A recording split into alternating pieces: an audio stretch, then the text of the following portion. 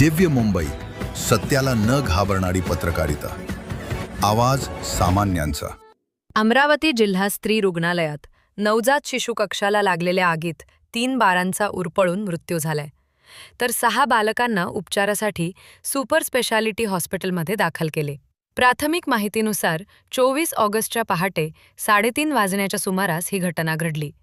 येथे जिल्हास्तरीय रुग्णालयाच्या 3ऱ्या मजल्यावर नवजात शिशुअस्ती दक्षता विभाग आहे.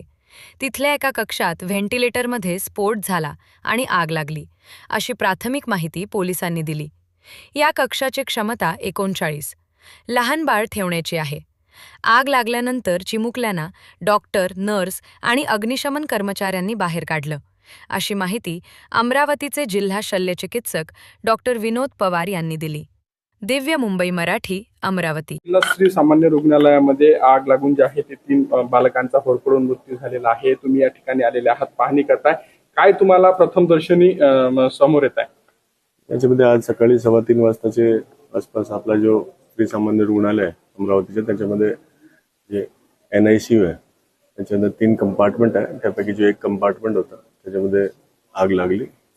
9 जे मुले होते जे इलाज घेत होते त्यापैकी 3 मुलांची मृत्यू दुर्दैवाने झालेली आहे आणि बाकीचे उरलेले 6 जे मुले आहेत त्यांना इतर शिफ्ट करण्यात आलेला आहे.